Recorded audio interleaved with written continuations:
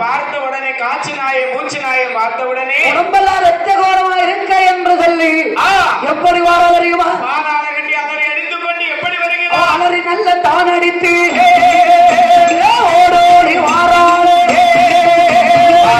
போல கண்ணீரையும்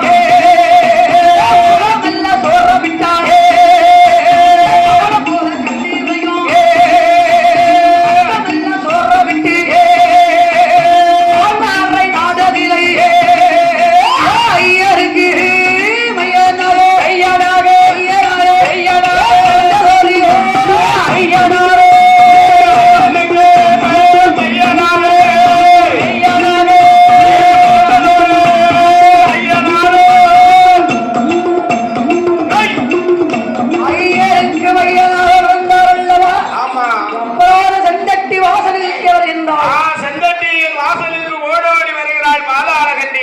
மகனை பார்த்தா அலறி அடித்து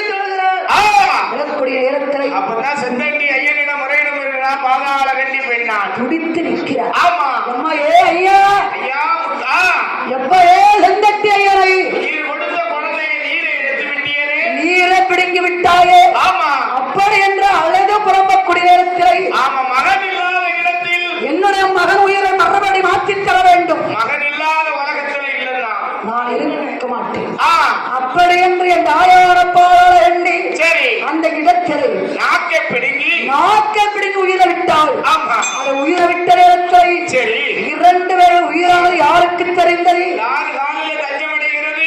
அப்பன் செந்தட்டி ஐயனுடைய காலிலே தஞ்சமடைந்தது.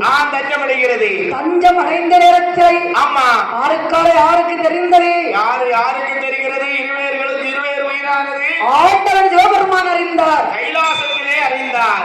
அப்ப ஆண்டவன் பகவான் பார்த்தாரு, இருவேறு மகால மரணம் அடைந்து விட்டார்கள்.